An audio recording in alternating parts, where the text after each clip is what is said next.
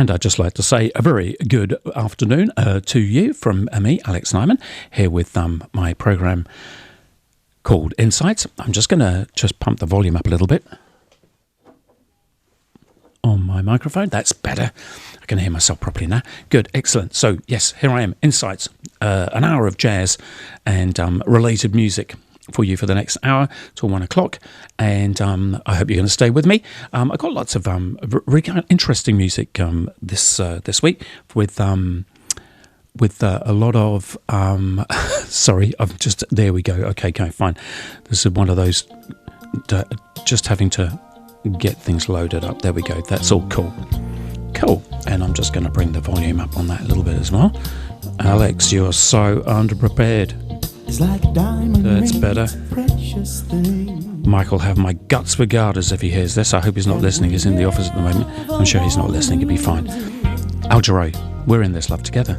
Yes, Michael, remember that. Song that we love to sing. Every time we hear the music, and we're in this love together. We got the kind that lasts forever.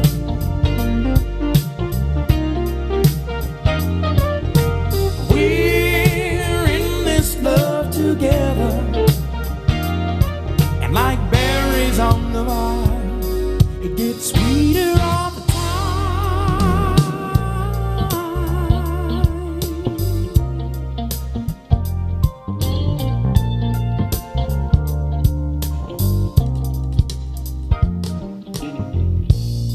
It's like a rainy night and candlelight, and it's so romantic. We got the whole thing working out so right. Yes, and it's just the way we planned it.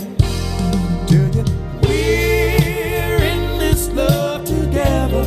We got the kind that lasts forever. Don't you know that we're in this love together, and like berries on the vine, it gets sweeter all the time.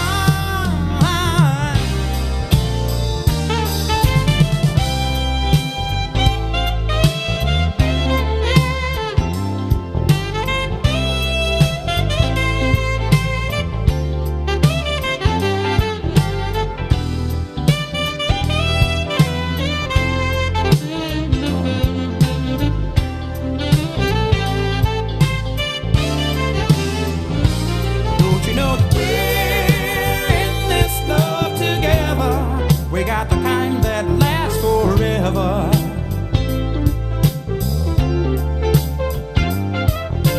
We're in this love together.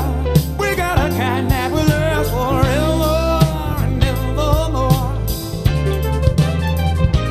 Don't you know we're in this love together? We got the kind that will last forever.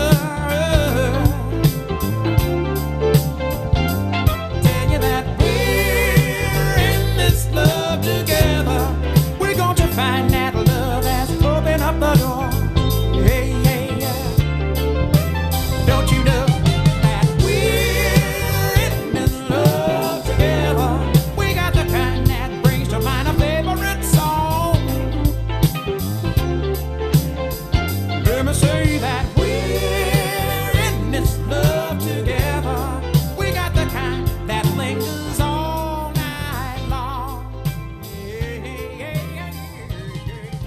Al Jarreau there with We're in This Love Together, and just a nice bright way to start up the programme this afternoon. Is Monday, of course, and the weather outside is a little bit on the dull side, let's say, after such a, well, mostly beautiful weekend anyway. Certainly had a lot of sun down Greytown way. Not too sure how it was in the rest of the Wairarapa, but we certainly had a lovely time, and I hope you did too. Okay, I'm going to be featuring today jazz, as I mentioned last week. If you were listening to the programme, I mentioned last week that I was going to find some rather unusual instruments playing jazz. Not completely all jazz, and there's going to be some bits and pieces that have actually got nothing to do with jazz whatsoever. But that's the point. This is a world music program as well as jazz, so basically I can play anything I want, really, can't I? Which is cool. And I'm going to carry on with just one more smooth jazz track, and this is from a fabulous guitarist. His name is Jeff Golub, and this is the hit from the Average White Band from about 1974, I think it was, when I first heard it. I'm pretty sure that's when it first came out, 1974. It's called Pick Up the Pieces.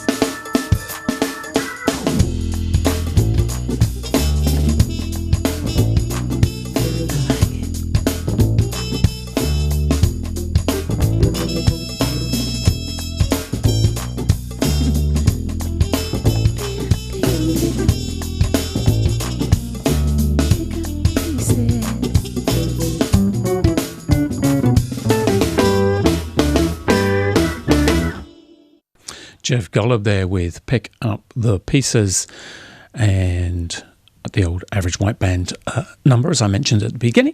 And so, look, I did say, as I said, of course, that we are going to be doing some very, very nice music from various, lots of different kind of setups.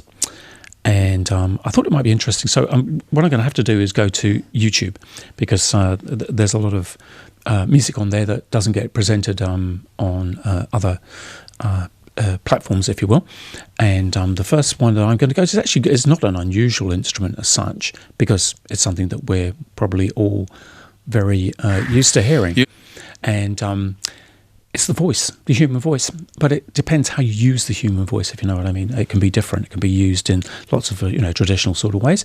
And there's one particular singer who I absolutely adore, and his name is Bobby McFerrin. And this is an excerpt from a concert that he gave quite a few years ago, but nevertheless just the material itself is wonderful. There's an introduction by him. I'm going to play it all. It's about 4 minutes and 20 seconds long, and it's definitely worth hanging around for a listen. He's actually, just so because I can see the video, you obviously can't, but he's in front of a large audience, and having heard the video, I think we can safely assume that they're a pretty musical bunch, because what he's going to ask them to do is not the sort of thing that your average, I can't say average, but you just normal sort of I'm saying normal, aren't I? At average. All right. A lot of people, that's better. A lot of people won't know how this tune goes. And then some obviously will, but they might know it just the way this audience sings it. It's pretty obvious that they're all very, very familiar with it. However, just listen to what he does underneath it all. Anyway, so this is Bobby McFerrin. Ago, when I was at a jazz festival in Finland, I was escorted around by this young woman who was part of a jazz group called, what was the name? Anyway, it was a quintet. They were really good. And this was years ago. And she said to me one day, she said, you should learn a Bach prelude. So I learned the first one. It's the one that goes...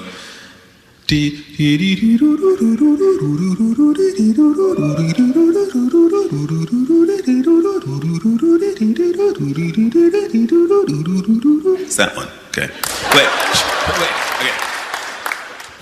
So I learned that one, and singers, you really should learn some Bach preludes. They're really good exercises for you to learn. Good for intonation and stuff like that. And then I learned about the composer Charles Gounod, who wrote this Ave Maria that sits on top of this prelude by Bach. That goes, Ave Maria. You know this piece? Okay, you sing that piece. You sing the Gounod.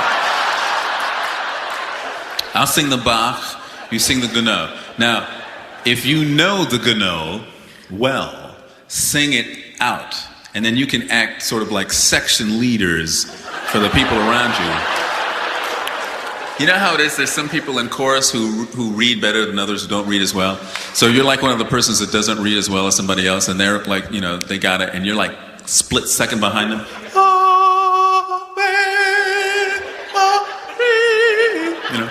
So do that. And if you're Jewish and you have a problem singing the Ave Maria, you can sing the Oive Maria.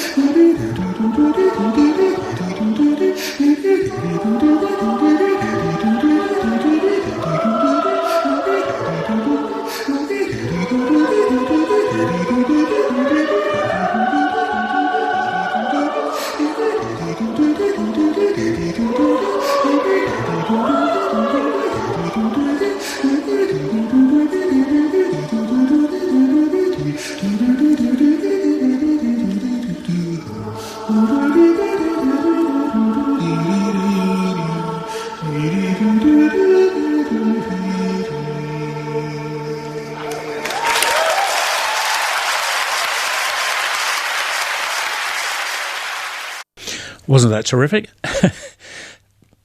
Amazing. Bobby McFerrin there.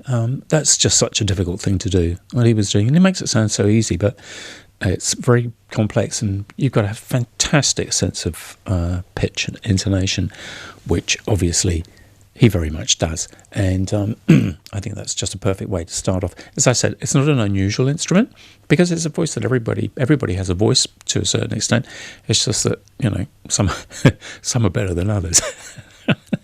And anyway, I've got quite a few other unusual instruments, and I thought we might let's go and have a little listen to the shakuhachi, the Japanese flute. If you've not seen the Japanese shakuhachi, sorry, I'm just dealing with a little bit of the repetitive nature of a pie and chips and what was it, a chai latte. I should have known better, but I was so hungry. I missed breakfast. Okay, and so this is I've got a number of particular tracks, and I think it'd probably be pretty cool to play one by this young guy. Sorry, that's him. As you can see with the or listen here, that YouTube videos respond very differently than to this radio format than the Apple Music format. But that's okay. All right, this just proves that it's live, right? Okay, well, you're listening to it live today anyway. So this is a guy called Zach Zinger. What a great name, Zach Zinger, a young guy. And he's performs on the shakuhachi. It's basically a pentatonic flute, so that means like 5-note flute. But there are lots of interesting kind of like notes in between the notes, and there's very different. As the Japanese are very, very pedantic about what particular style you played in, how you blow the thing, what sort of vibrato you use. There are all sorts of different schools, and this guy has kind of like, I think, assimilated all of that information, and he's also taken it to another level because he's playing, in this case, Giant Steps, John Coltrane, and he's actually playing the solos that Coltrane played as well. So, I mean, that's hard enough on the saxophone, all right, and that's the instrument that Coltrane did it on in the first place. So now he's doing it on a shakuhachi. It doesn't have any little instruments, any little sort of like keys to help you facilitate like semitones and octaves and things like that. It's all done with, basic fingerings and cross fingerings and the airstream. Have a listen to it. It's pretty fascinating.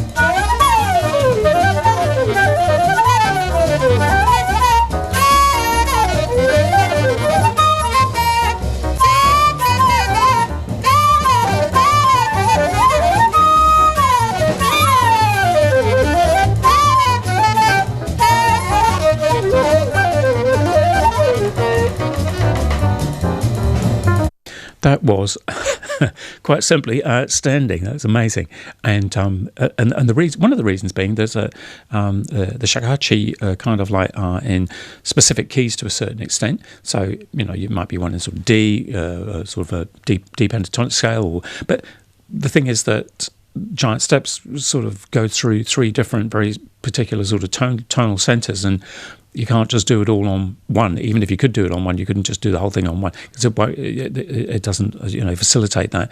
So what he's doing there is quite simply amazing. I don't think there's any other word for it. Let's listen to something where he's not actually playing something that's actually a cover of something else. This is just him playing on his own. Have a listen. It's beautiful.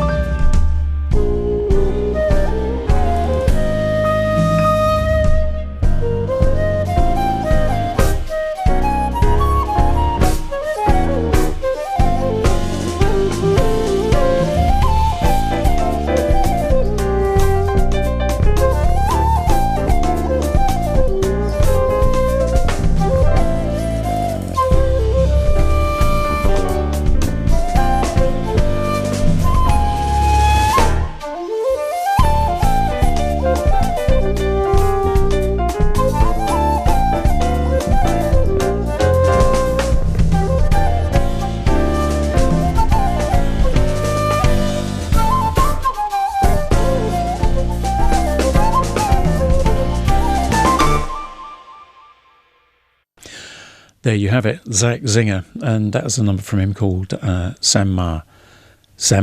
That's just absolutely tremendous playing.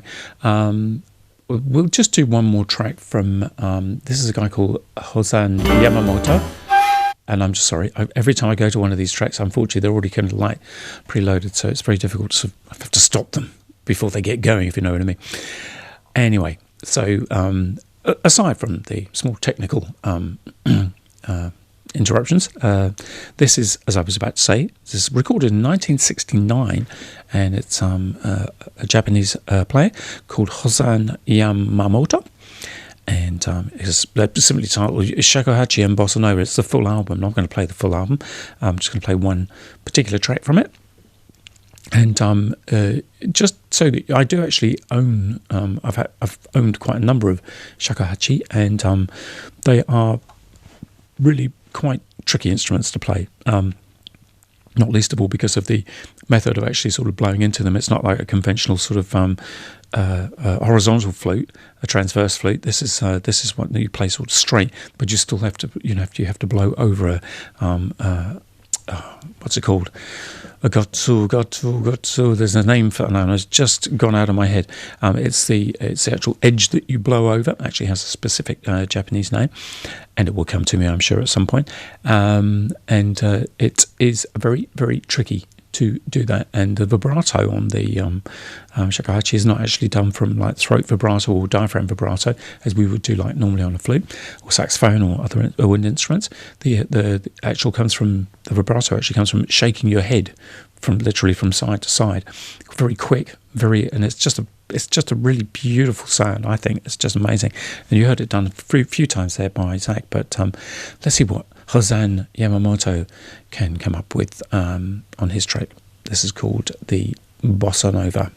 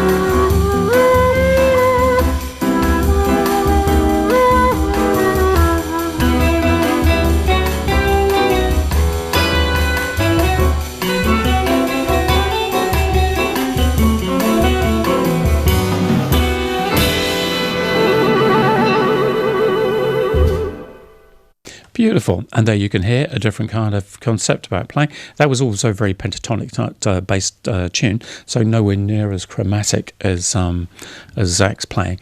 Let's have a little listen to something else. Now then, I'm also contending here with my son's search engine as well, because he uses YouTube at home. So along with everything that I've put in, unfortunately, I also have to deal with Spy Ninjas. What else have we got here that I certainly haven't been searching for lately? Yeah, I won't bore you. There's quite a selection, that's for sure. Okay, something else. This is a really kind of unusual concept of playing an instrument, if you will. This is a video that I found, and I'm just going to quickly there we go, got rid of that. Well done, Alex. Okay, this is a video that I was looking at earlier this morning. Very, very interesting. This is Dizzy Gillespie, who many people wouldn't know actually played the mouth harp, or other people referred to as a Jaws harp or a Jew's harp. I'm not sure about the expression the Jew's harp, because I don't think it's any particular thing to do with the Jewish people. I don't think that they played it specifically. I think it was probably just a corruption of the word from Jaws harp, which is a jaw harp. You play it in your mouth, and you've got the two little prongs and a little twingy thing that pangs, and you make the sounds with your mouth. The oral cavity then becomes like the resonance chamber, if you will, for the sound. This is a really interesting little video. It's only a minute 56 long. It's a Dizzy playing his mouth harp at the Stockholm Jazz and Blues Festival in 1980 in front of an audience, and I've got it coming up here now, and at the moment on the video he's taking his jacket off, and being Dizzy, of course, he's very cool, and they're playing the stripper. Okay, here we go. Listen, have a listen to this. This is Dizzy on the Jaws harp.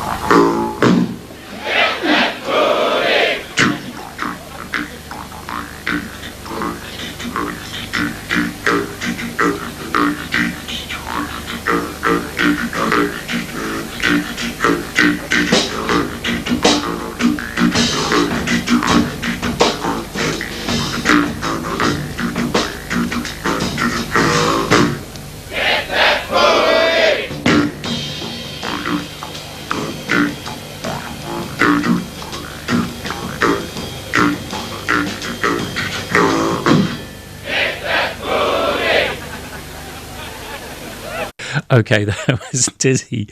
If you just watch the video, it's so sweet because he's actually facing away from the audience, and he's kind of moving his backside from left to right as he's all the sort of the rhythmical elements. He's actually sort of doubling those with his backside, fully clothed, of course. Thank you, but it is very, very amusing. But it's so rhythmical. It's wonderful, wonderful, wonderful.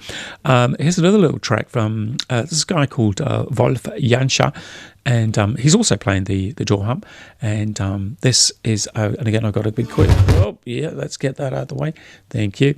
And this is a track from him, and it's about 3 minutes 15 long. I might play it all. If it gets a bit repetitive, I might sort of not play it all, but we'll see how it goes. And there we go. You can never quite tell, because people are always putting different volume levels on their tracks. So I'm going to keep that there, and just here we go. Nanda Rasa.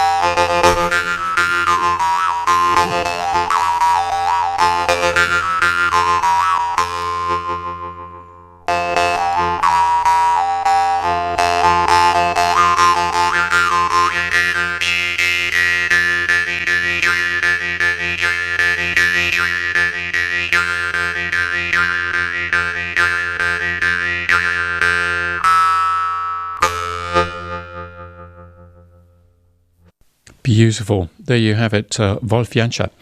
And his particular track they call Ananda Rasa. As you can tell, there's a tune going on there, and it's all done with his mouth. I sincerely hope he's got a very good dentist, because those things are actually resting against the teeth. Sort of, I know they're quite bitten, but sort of, they're beveled and sort of shaped so that you can actually rest against your teeth. A lot of the resonance comes from that, I'm sure, including mostly from the oral cavity. But I think he makes these guys, makes them as well. And judging by the table in front of him, seems to be about 6,000 of them there. So I think he's also making those. But again, it just shows you that there's music in a lot of instruments that you might necessarily think will be that sort of I don't know, the variety in their actual sound of them is just pretty amazing.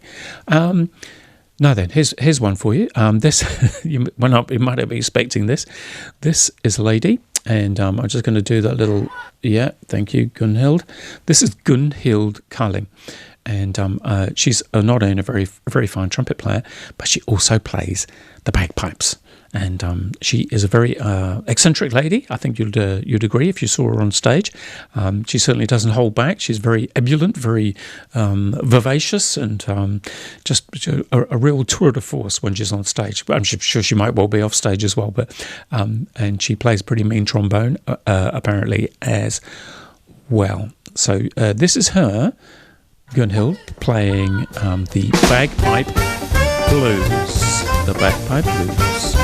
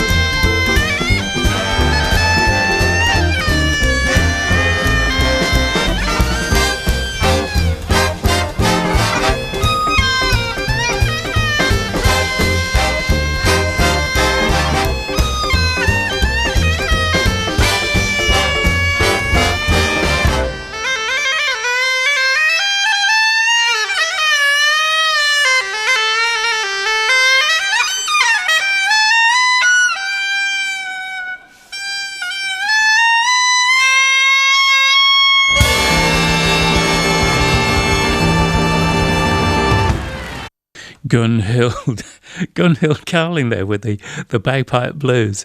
Gosh, that's not amazing. I can imagine that you'd be breaking something like that out in the middle of the trooping of the colour of the Queen in the background. Yes, bring it on. That would be fantastic. So as you can see, look, there's.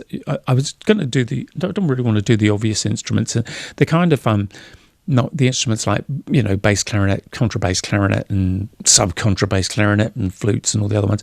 Those are not what I could consider to be sort of instruments that are particularly unusual, if you will. And I'm just going to check here for I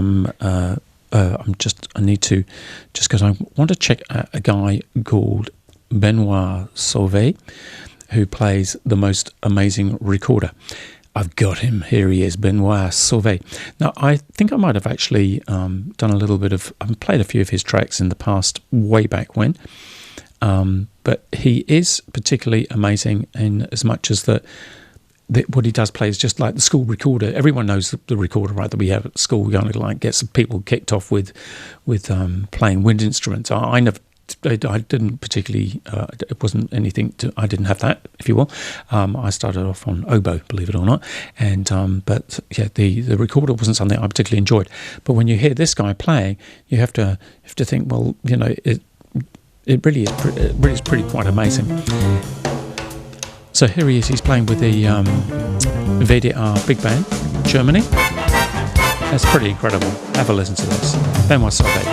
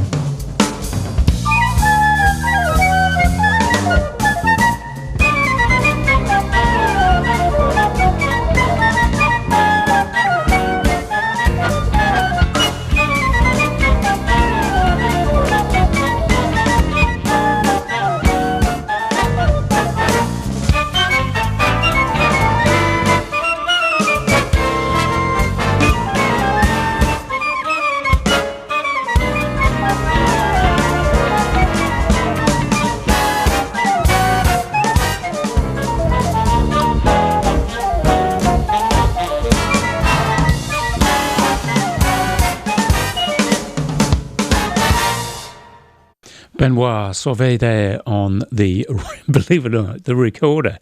Yes, the recorder. It's just unbelievable.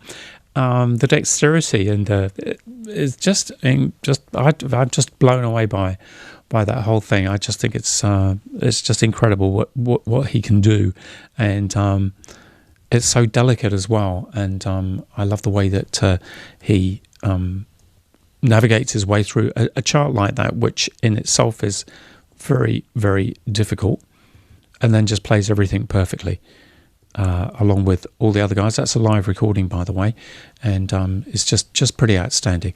I've got like one last track, and this actually is not an unusual instrument, I guess, in jazz as such.